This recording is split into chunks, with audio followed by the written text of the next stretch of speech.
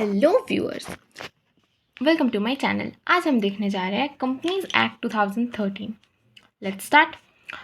Company का definition जो कि हम लोगों के स्टडी मैट में दिया गया है, सेक्शन 2 क्लॉज 20 के अंदर ये कवर है। A company means a company incorporate और registered under the companies act 2013 और एनी प्रीवियस कंपनी लॉ।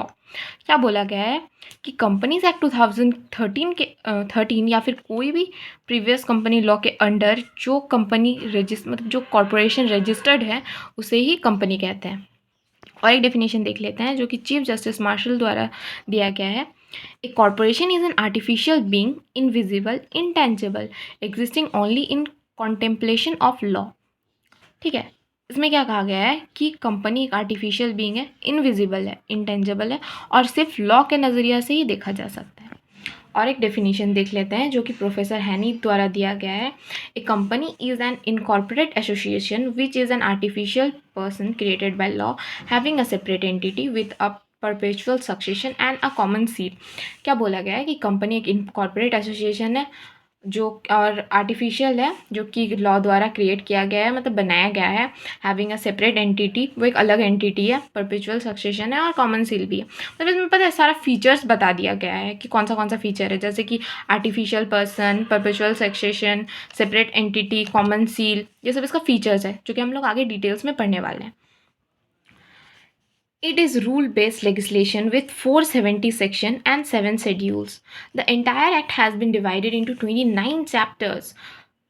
ये पूरा एक्ट 29 चैप्टर्स के अंदर कवर्ड है, मतलब टोटल इसका 29 चैप्टर है, 470 सेक्शन है और 7 शेड्यूल्स है। मतलब आप इमेजिन कर सकते हैं कि कितना वास्ट चैप्टर है कंपनीज एक्ट 2013। इसका एम क्या है? एम है कॉर्पोरेट गवर्नेंस को इम्प्रूव करना, रेगुलेशन को सिंप्लीफाई करना और स्ट्रेंथन माइनॉरिटी इन्वेस्टर्स। तो जो माइनॉरिटी इन्वेस्टर का जो इंटरेस्ट रहता है ना, उसको बढ़ाना। ठीक है। A company is a corporate body and a legal person having status and personality distinct and separate from the member constituting it.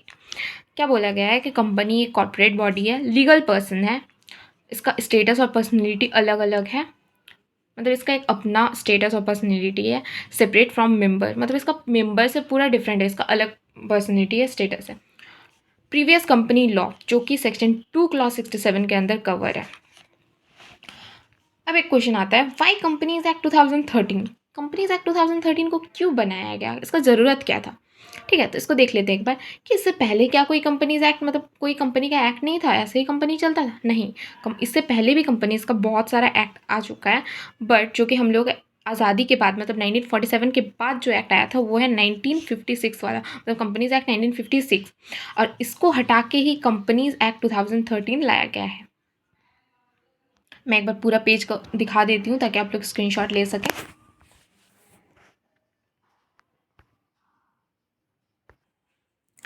इसको आप पूरा रीड कर लीजिएगा, समझ आ जाएगा, एकदम इजी लैंग्वेज में लिखा गया है। बस हाँ, इसका एक वर्ड है विसल ब्लोअर, इसका मतलब थोड़ा समझ लेते हैं।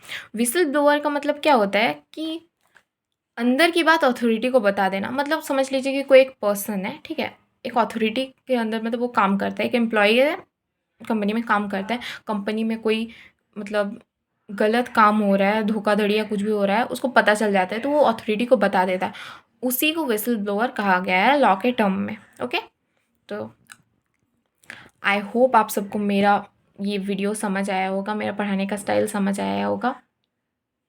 So stay healthy and keep study. Happy learning guys.